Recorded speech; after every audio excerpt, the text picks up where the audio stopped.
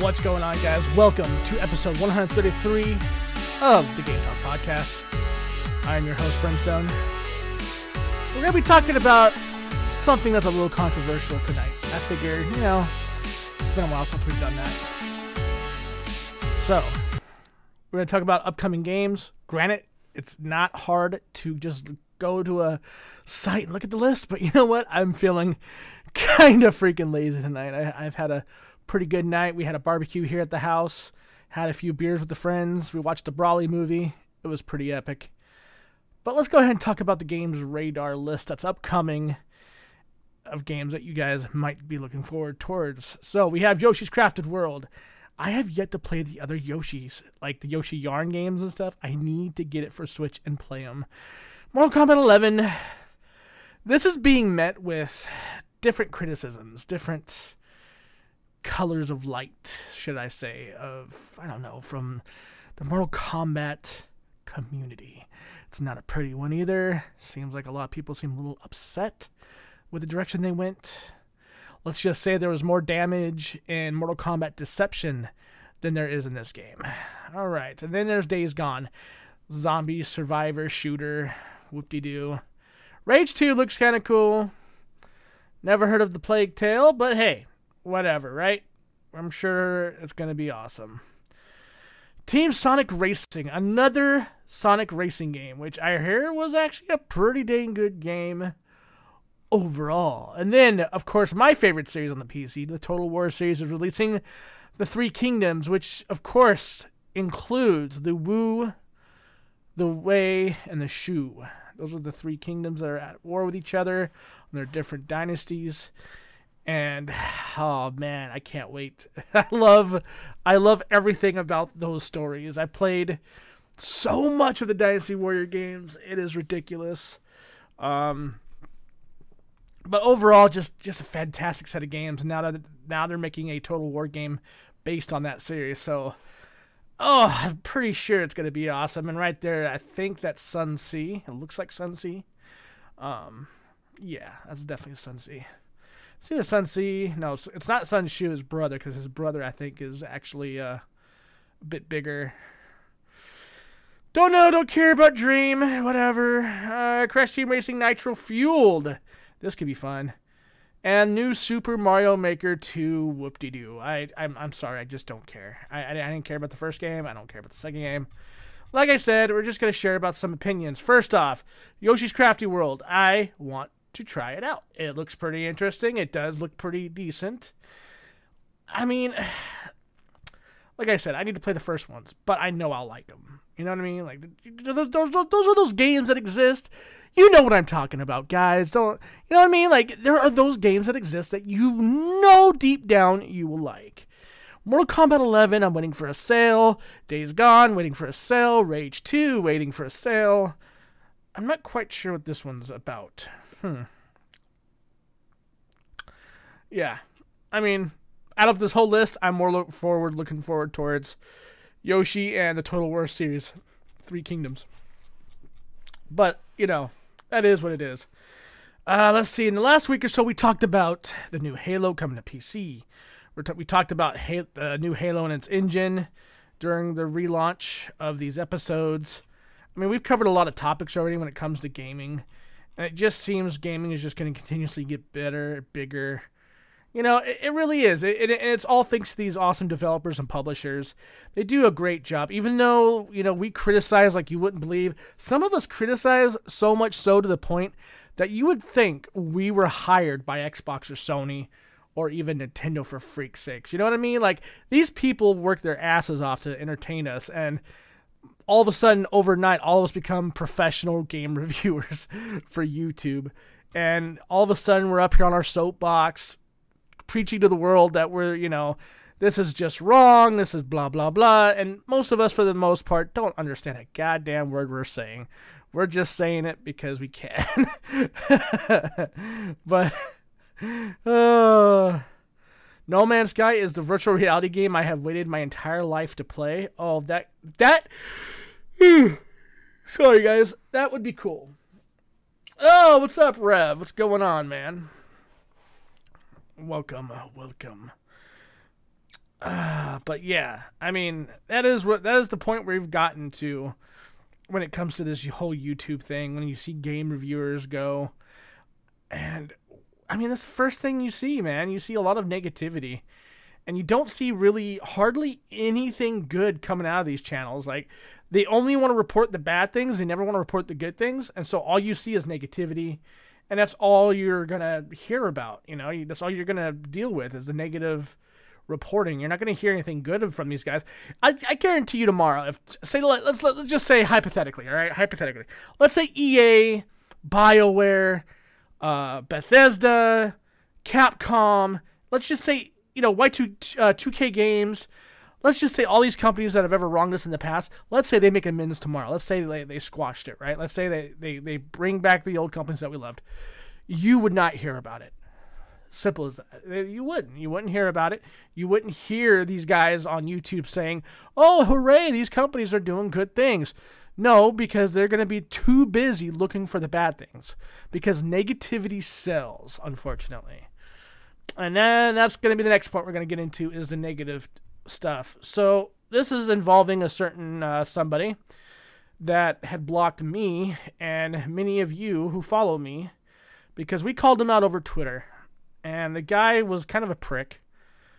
But you know what? Let's first talk. Let's just talk about this. BioWare criticizes a report about troubles in Anthem's development. Now, me personally, I think they have every right to criticize.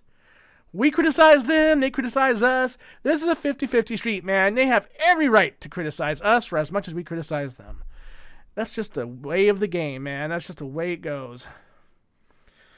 They're talking about how the studio was pretty much time crunched into making games. Think you need Rev? Well, do you want in? You can come in if you want.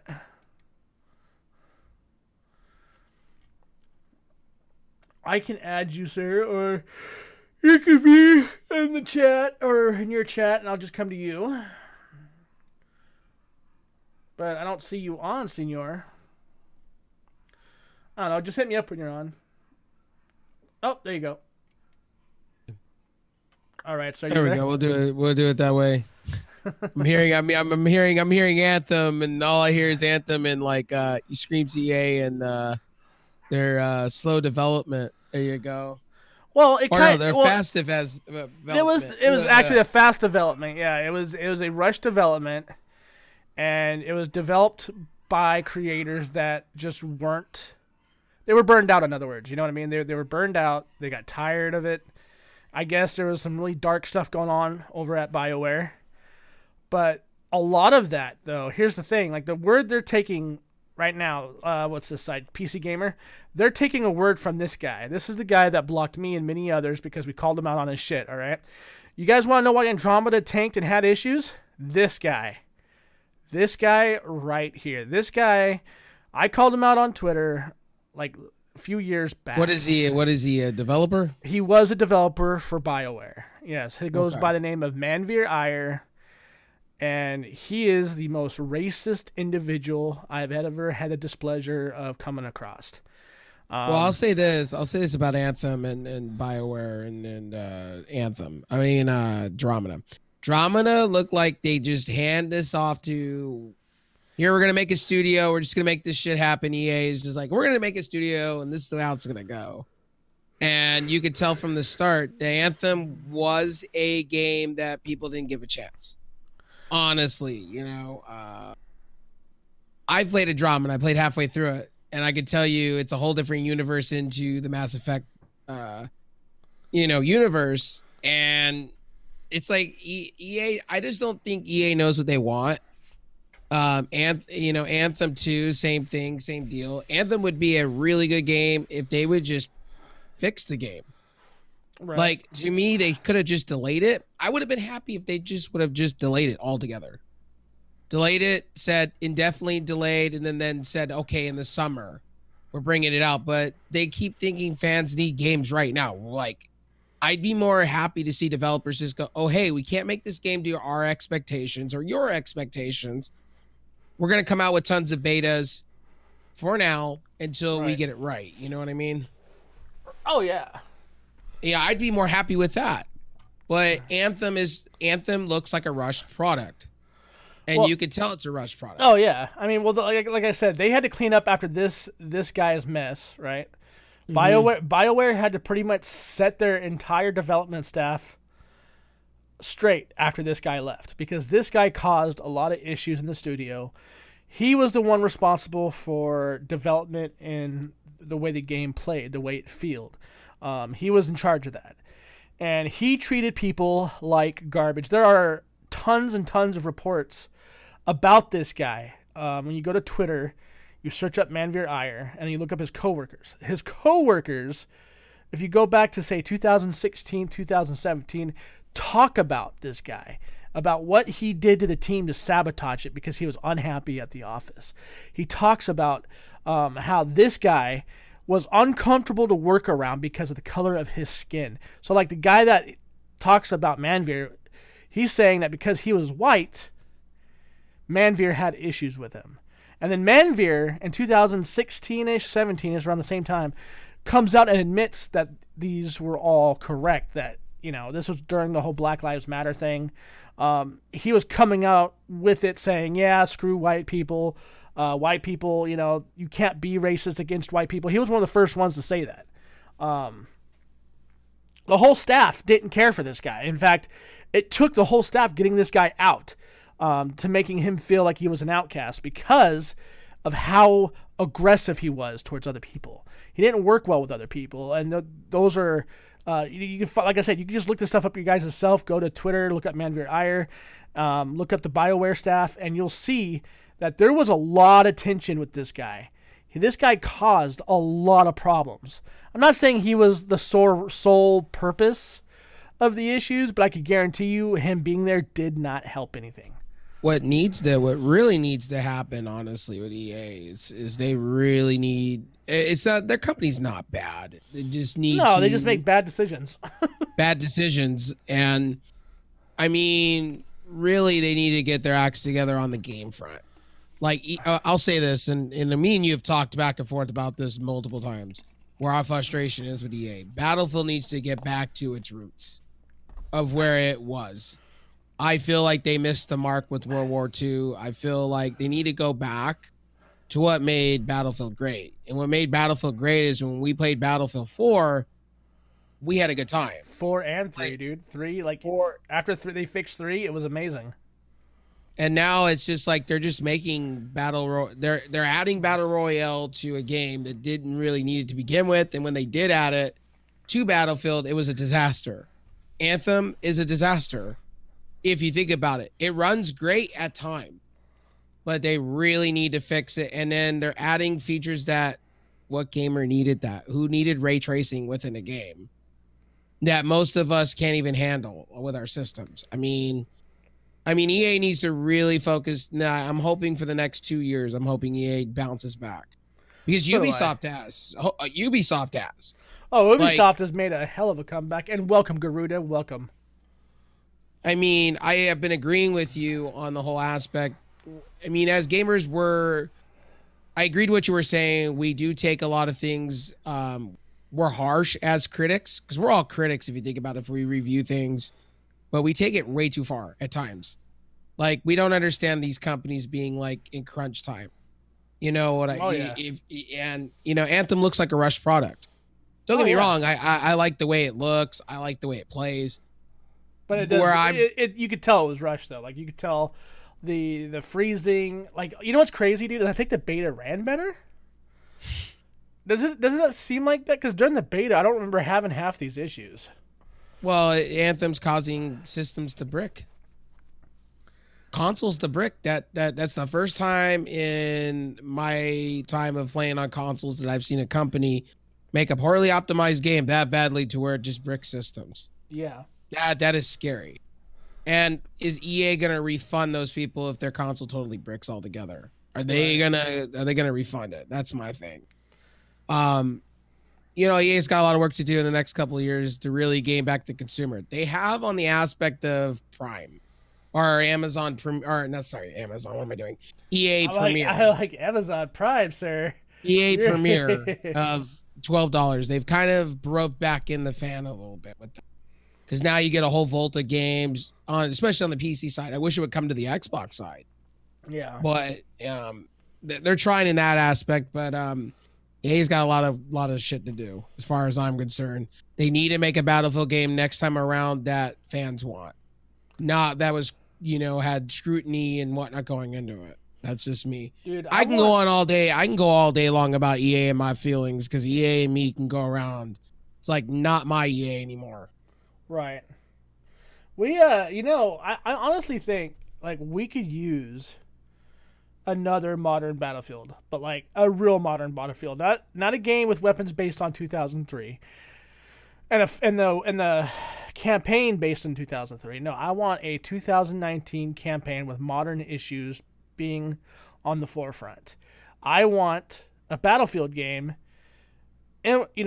implementing the situation that's going on in the Middle East with our soldiers. I think that would Desert be, Storm. I think, Desert Storm would be perfect. I think that would be an awesome campaign, because like a lot of these guys, we don't know what's going on over there. We don't know if if our news is telling the truth. But why not play something that could give you an idea? You know what I mean? Like even close to an idea, something that's even remotely close to it at all.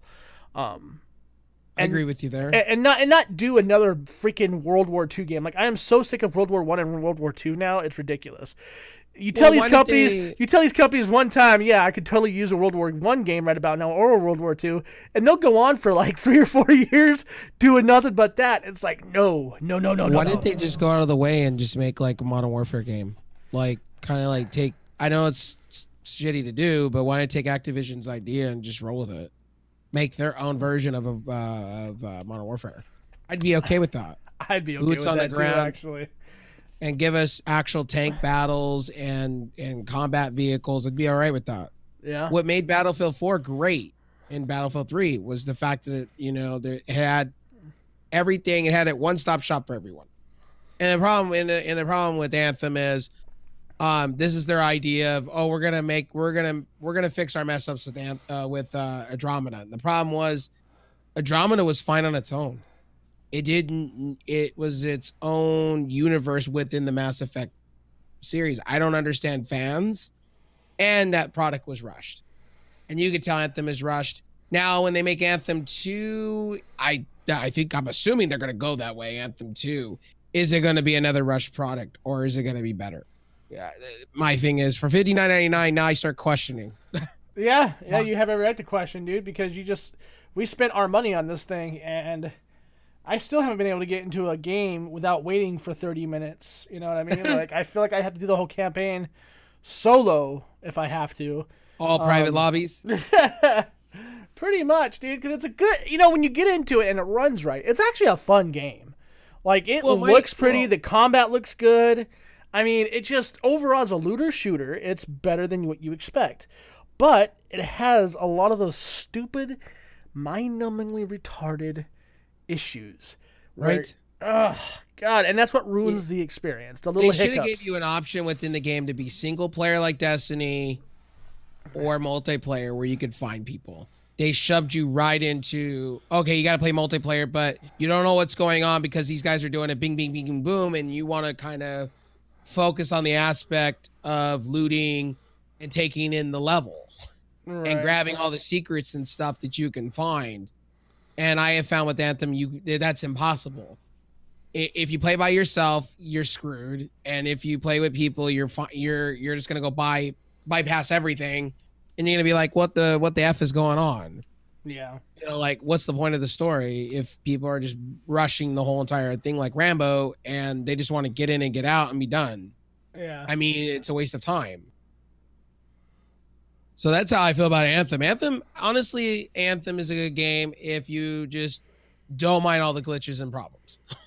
Yeah, it's one of those things that, like, you just keep attacking shit in hopes that you don't ever notice the small hiccups. Mm-hmm. Pretty much. I mean, that really... It's worth the renting of the game on Xbox and PlayStation 4. It's worth the premiere if you just, all you desire is get max level and that's all you want to do and be done. Just pay for a month and be done. I would wait for a sell. Yeah. I would wait hardcore. Totally agree with that. Absolutely. That's pretty accurate, actually. Like a lot of these games use these renting services and take advantage of these trials that they're giving you for things, man. And vote with your wallet and just have a conscious mind of what you're getting yourself into. And know these companies at this point. A lot of people are moaning and groaning, but they don't realize you should already know what you're getting with EA. You should already know what you're getting yourself into with a lot of these companies that do this kind of stuff.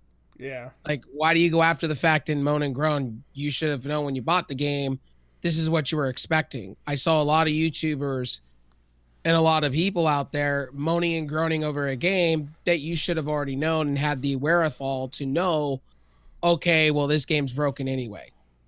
Should have known that through the beta. The beta should have gave it to you at that point that this game was going to be heavily rushed. And yeah, you know what? Now that I think about it, like, they really didn't give you a whole lot of wiggle room on that beta. No, they didn't. You notice that? Like, it's almost like they made sure you could avoid the problematic areas and play through the beta as much as you could. Yeah. And it's kind of like what other game? There's MMOs that do this all the time. I mean, you know, this day and age, I'm going to start calling the next 10 years Broken Fest because I'm afraid of developers because they don't know how to develop. You'll get those little you'll get those good developers here and there that make good games, and then you'll like find like a handful of others that are just like, oh man, what the hell are you doing? I just shelled all this money out. You got to see it with Atlas. Atlas is a prime example. An asset flip and a half? Well, I'll say about Atlas is the same thing. It was just Ark reskinned. I knew what they were perfectly doing. Thank God I didn't buy the game. I got it gifted. I got it gifted to me, and I feel bad for the person that bought it, but it was a dumpster fire. You could tell it was a dumpster fire. It's like, and then they had another game, Dark and Light. Same company hired another company to develop, and it was a dumpster fire. Like, these companies, I think they just want to make a buck off of us, and they know if they make a glamorous trailer or a glamorous this, they know they got us hook, line, and sinker. It's just, I just don't understand it. What is it going to take? Probably consumers starting to understand what you're getting yourself into and vote with their wallets. I mean, that's what happened with Ubisoft. We've been saying that for how long? Like, how 20 years? 20 years? Like, I mean, I'm not gonna lie. Like, I can't tell anybody not to buy something, especially because of my own personal habits. You know what I mean? Like, I mean, you know me, dude. Like, we're both in the same boat when it comes to Call of Duty. How many times did we say, "All right, this is my last Call of Duty. I'm not gonna be buying it anymore." I'm at this point, like, I just don't give a damn at this point. Call of Duty, like the pinnacle of Call of Duty was 2007, and after that, it just kind of like we could tell that pinnacle, it started going down. Oh, and now here we are. And you know what? I actually saw the new Battle Royale, the new map. It actually looks pretty good.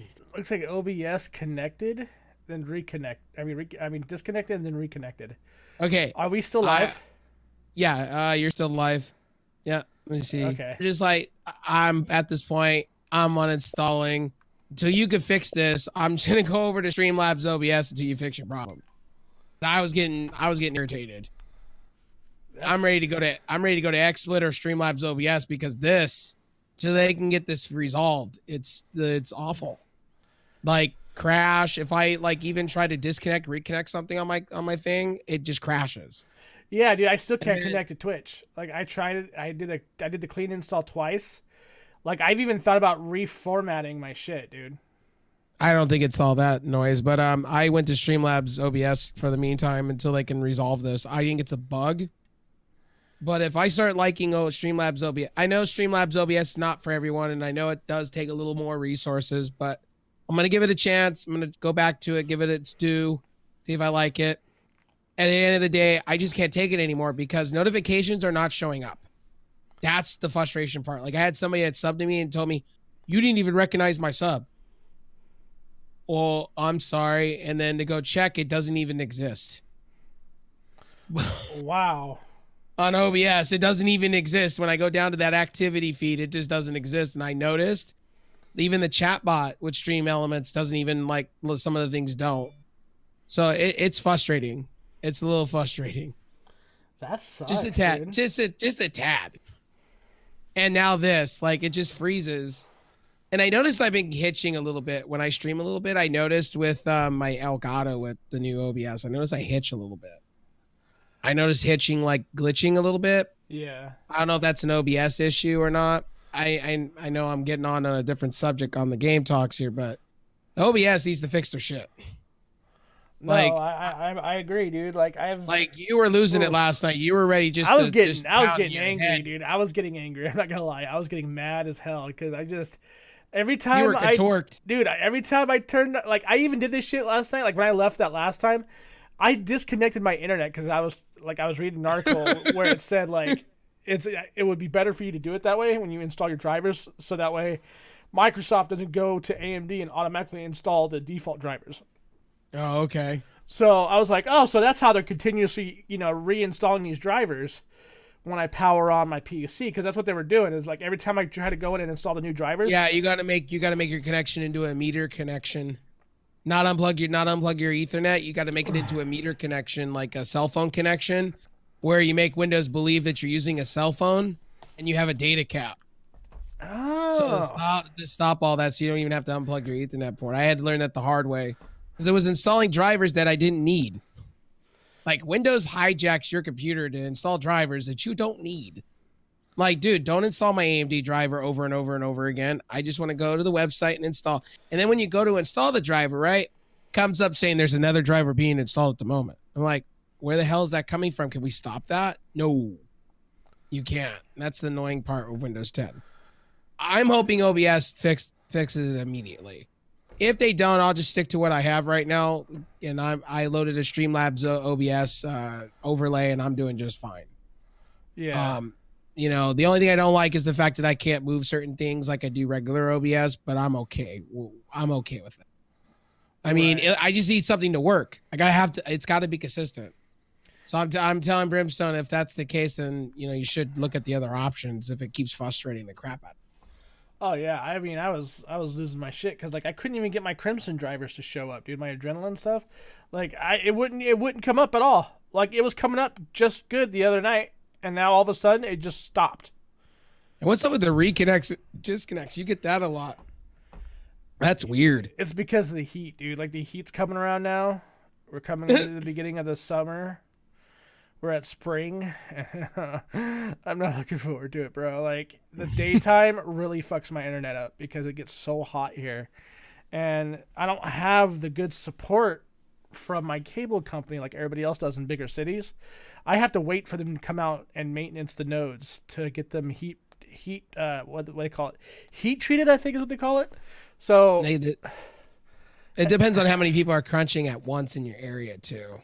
That's also another thing, because in my area, okay, so here's how it works. I have Spectrum. So if we're talking about this on Gabe's Talk about internet infrastructures. So here's how my city works. We have two infrastructures. You either go AT&T or you go Spectrum. AT&T has a data cap. Now, here's the thing. I can walk down the street from my house. That's how crappy this is. And I can get fiber.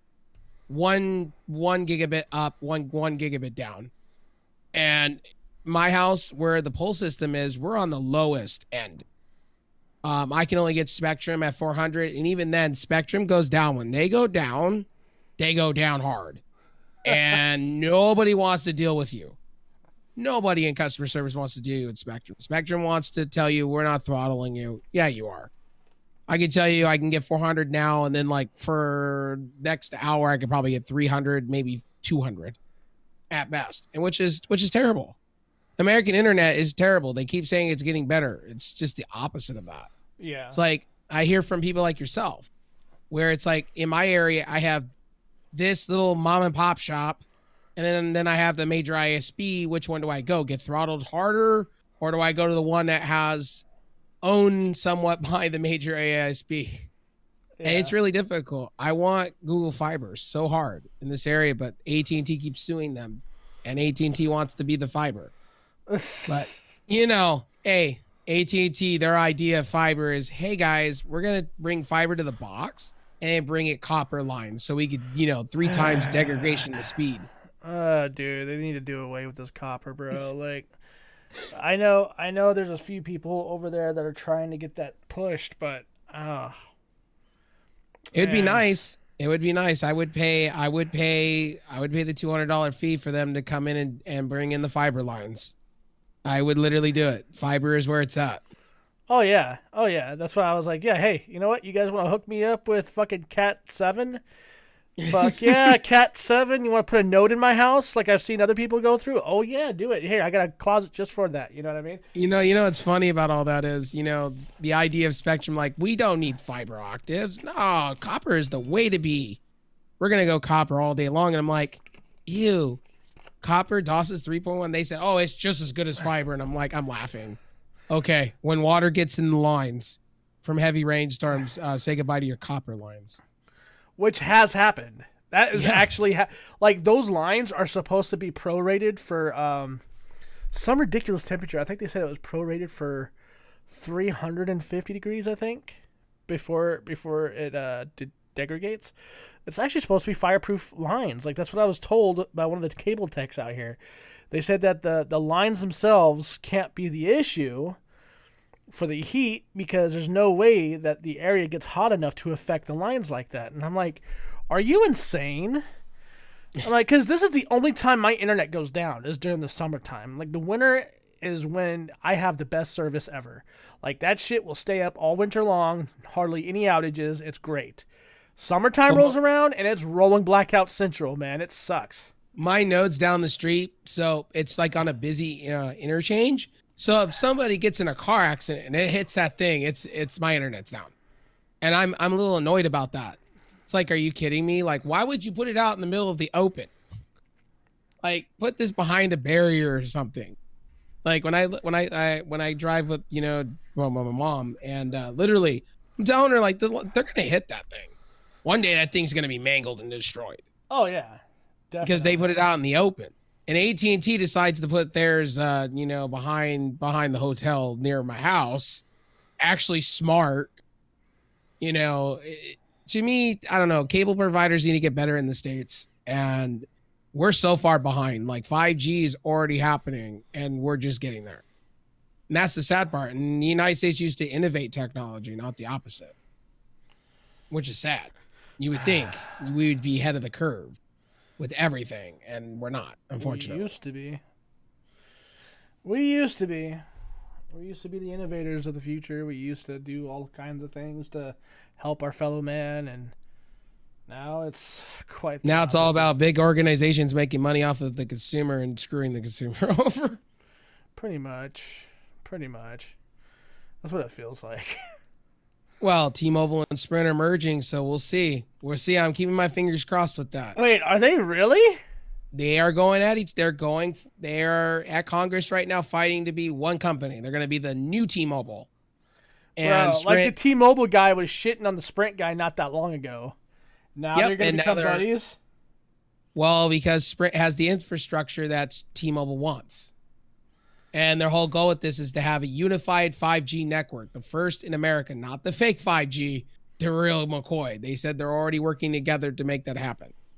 And it's going to bring in jobs and I hope it works out because I'm a T-Mobile customer and let's hope.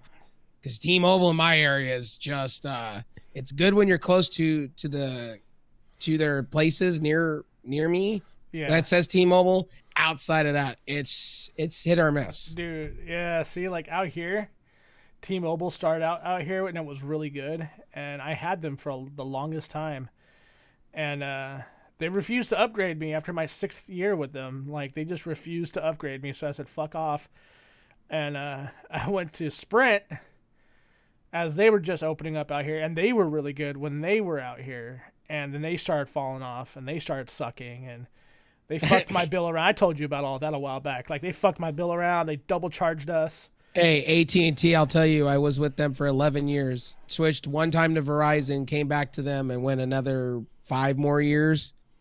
I'll tell you, AT&T, boo boy, $190 bill, and you start looking at yourself like, what is happening? And then you go and ask them, like, why am I getting charged for this, that, and the third? And they can't tell you. So I left AT&T because of that note. Like, the bills were just way too over high. Oh, dude, for like, a phone. Because the amount of money that I paid to them, right? Like, there's no way I should have been owing like $1,600, right? Exactly. We paid about that. If not, actually, I think it was a little bit more than that by the time we left. And they tried to say we still owed them, and I'm like, excuse me? I'm like, I paid these phones. I'm keeping them, and you're never gonna get another $1,600 of my hard-earned money ever again. And like, oh, we'll just put you in collections. I'm like, go ahead. Like, what? Well, you're gonna sell your debt off to somebody else, and then they're gonna buy it, and then they're gonna buy it, and it's gonna keep bringing my 5-6 points down on my credit line. Who cares? Well, what happened was a lot of these companies decided, oh, we'll buy you out, we'll buy your contract and everything out. That's where you should have been. Hey, other company, buy my other contract out, buy my $1,600 worth out. They do that. A lot of these companies Cricket do that. put $500 towards it. Oh wow, that's really cool. Yeah, Cricket like hooked us up, and Cricket's been good with us like ever since. Like we've been, we going on? Let's see. I worked at the Blue Box, 2013, 2014, 15, 16, 17, 18, 19. Yeah, we've been with the Cricket ever since I left the Riverside, dude. And it's been the best experience so far. I mean, having that nice AT&T signal, but not dealing with any of the AT&T bullshit, it's pretty nice. So I don't know if you've heard about it, but launch possibly May for the new Zen 3 architecture, Zen 2 architecture. Oh yeah. I don't know if you've been keeping up with that. Some of it, yeah. They're having a keynote at Computex for it. News in architecture. Now the question is it really going to be a huge jump? That's what I want to know. They're saying it is. I hope they're right, man. I hope they're right. Well, AMD on the CPU side's been great. On the GPU side, they need some work. They need some help. They really need to get their heads out of their butt and start getting in the high-end market, because I would like to see competition. That would be great. Competition would be great. Evidently, they got a stock of their 7 nanometer back in. Oh, they finally did? Took them like an arm 6 months later? Pretty much. No, you're right, though. Like, it's taken them forever, dude. But yeah, they got it right back here. Look at this. Doop, doop, doop, doop. They've got different editions. Oh, look, the Gigabyte model that nobody should ever buy. Ever. I'll tell you one thing about Gigabyte on the AMD side is just, we question. And then on the NVIDIA side, they're just really, I don't know what that's all about. Oh, and look at the fans. Look at the fans. Do you notice all the fans, right? Yeah. Look at the pictures. Look at all the dark fans. And then you look at Gigabyte and you're just like, why are your fans light? Look at this, dude. Look at this right here. Isn't that pretty? That's a pretty card. $699 though. I know. It's about 25 to 30 frames better than our card, and that's not by much. That's not really a lot to be paying that kind of money for, you know. Like, see, this is when you buy that card, is when they release Navi, and then this card goes down by 200, and then you're just like, yeah, time to sell my card and buy one of these for the hell of it, because I can get it down to $100 flat. I mean, look at these, dude. They're still selling Pentiums, G4 4560 dual cores. Actually, some of these old school processors are not bad. Like, you could do a 2700K to this day, or Intel i7 from that generation of that series, and still be golden to this day. Oh yeah. People underestimate older CPUs. Like, I was hearing like the old Xeons from 10 years ago are just garbage, and it's like, no, you can get this on the cheap, and a nice cheap motherboard. Overclock the crap out of that on a nice cooler, get it to 4.2. And some of the Xeons, they did I don't know if it was Timmy or Daru 8 or whatever his name is. Like, they did a benchmark on it, on the Xeon Platinums against the 2700, and it was like 20% less or 30% less than the 2700, and it was like $20. Yeah. So I mean, that's pretty damn good. So on the Zen 2, it's going to be on the X570 chipset, that's for sure, with PCI 4.0, which is going to be interesting because 4.0 is not anything better than 3.0, which is what is sad, really. I thought it would be a huge upgrade in bandwidth. Yeah. Not really. So that's pretty, and they're guaranteeing, they're saying it's going to be 20% more in performance compared to the 2700. The 3700 is going to be a really thing. And now we got to call Lisa Sue Dr. Lisa Sue now because she's a doc. Wait, she got her PhD in this shit now? Yep. Pretty much. Okay. I guess. Anyways, so I am looking and getting. I'm hoping if I can save up enough money, I'm hoping after Val's birthday I might be able to afford a new CPU setup. And then of course this will go to her. And then you take the other computer and then you can use it for whatever you want. Yeah. Which is genius in itself. Design and manufacturing. Radeon Pro Render technology. Better Pro like Render. when is the Radeon 7 going to get non-reference design coolers? God, I don't know, dude. They need to have done that already though. Like it's a little weird how they haven't done it yet. Now they were saying that I think is it this one right here that they're saying that this is what the 7 is based on? The Pro WX8200. I believe so. That's the one that they say that like they pretty much put this card into a gamer card or whatever. Pretty much. I'm like, They marketed it all wrong though. The Radeon 7's more marked for content creation. They didn't really market it very well. Like their whole their whole event was, oh well, in gaming we could do this, in gaming we could do that. Well, yeah, it's great if you had enough cards to give to people. You didn't. Dude, AMD makes horrible launches for graphics card side of things. Come on, bro. This card's only $999. You got the money. Come on, dude. $900. Dude. Yeah, you want to buy me a 2080 Ti? No, because that's more. That's way too much money, sir. I'll do the $999, all right? But we're not going to $1,500. Hell no. I wonder, but I was thinking about this the other night. I wonder if the Pro WX8200 drivers could work with our Vega 56s, because our Vega cards are based on workstation hardware. So like, I wonder, because if I can flash my 56 and turn it into a 64, right? Why can't we do the same? One never knows, right? And I think there's something to this. Like UFD Tech said something about this. He's like, look, this is the Pro 86 or the Pro WX 8200, and it's a Vega card with 56 compute units. Obviously, it's a Vega 56. I'm like, oh my god. Brimstone's getting his tinfoil hat on. Conspiracies. Here we go. Get the X-File theme going. Do, do, do, do. There he goes. Oh my god. Imagine my card was a $900 card. See, the one thing I don't like about AMD is like, I wish there was more variety when it came to picking cards. Like instead of the stock, they would let us be like Nvidia. You know what I mean? Yeah. Look at all these games that are coming out. Look at that stack. Look at those stack of games. Yes, sir. Upcoming games. Halo this month, maybe. I'm definitely looking forward to that. Like I have been sort of itching to play Halo on PC lately. Like I've kind of been wanting that pretty good. This is why you bust out your Xbox and you start playing. I know. Oh wait, did they finally get the mouse and keyboard to work on that thing yet? Yeah, the mouse and keyboard does work.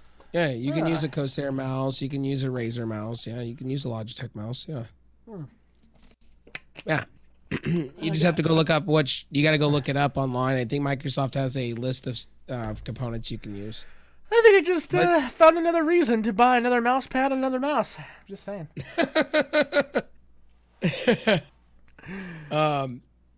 but OBS, they really need to go and fix their shit quick.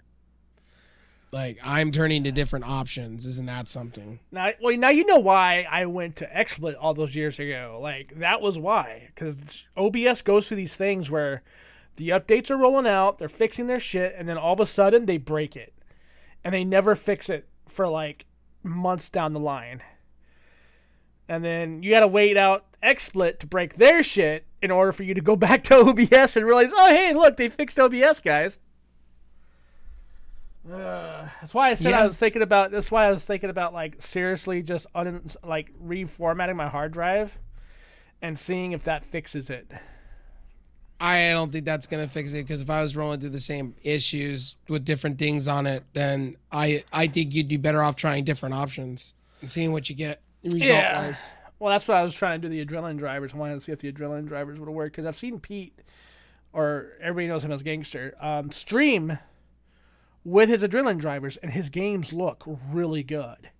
Like, they look really, really, really good. So I was thinking I'm gonna go see what the hype is about Streamlabs OBS. I'm gonna go see it. I want to go see it for myself. Switch over to Streamlabs for a month. I'm gonna see what it's like. I'm gonna see what people, because I crapped on it.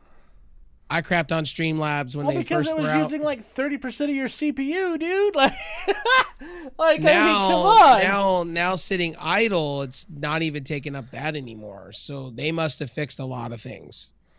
So I'm gonna give it a try for a month. We're gonna see what happens. I'm gonna give it a shot. I'm gonna see what all the hype is and why everybody uses it and thinks it's the shit. We're gonna try it, and we're gonna see if it fixes the problems. I just need something reliable. Reliable. 12 best alternatives to OBS. Filmora's new screen recorder. Filmora Screen 2.0 is now available. Is this tool only for gamers? I can see I have a question regarding the product. There's Game Studio. There's Bandicam. I've heard of Bandicam, and I heard it was really crap. There's Game Show. There's Ice Cream. I've heard of. Really? You never heard of Ice Cream Screen Cap? Yeah, I've heard of this. But like, I don't like these things. My thing I need my overlays for, so I'm going to go with the next best thing. The two other options is XSplit and Streamlabs OBS at this point. Well, I have Action and I have PlayClaw. So I've got those.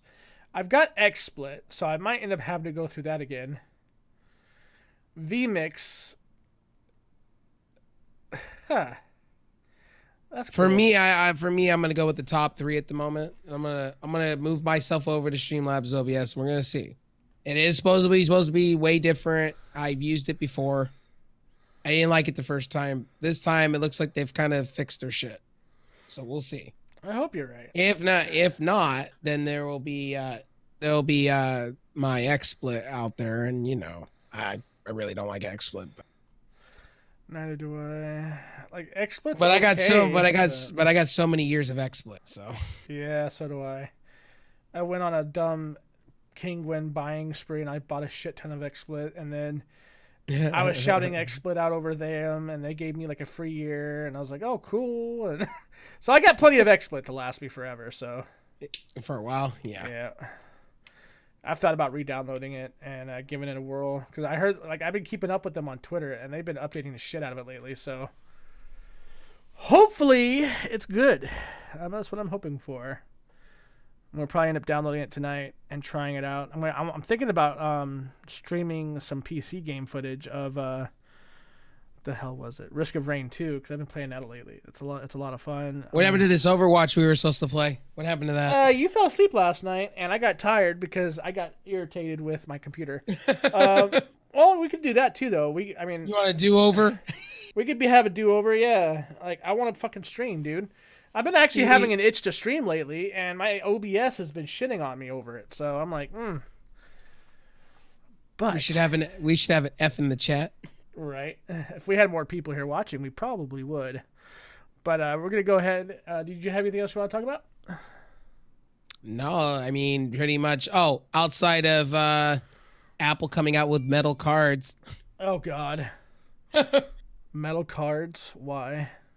I don't know. We don't know. Don't know. I just know getting metal cards. All right. Well, thanks for coming on, sir. I know it was in the middle of the show, but who cares? I didn't know if you were going to get on tonight, or I would have just waited for you to launch. It is all good, man. All right, guys. We're going to let XP take us out. His piece is called Shove It. And you know what? This was a pretty fun cast. I know we got a little negative at the beginning, but, you know, I try not to do that. But I think it's important that we share these kind of ideas because, well, it's honest discussion needs to happen when it comes to this industry, especially if you love it as much as we do. But you guys have a great night. Be coming back next week. Peace out, guys. And we're going to definitely do a different song. That works. Now I'll take us out. You guys have a great night. Thank you for watching. Make sure you share us on social media, Twitter, and Instagram if you have it. Wait, do I have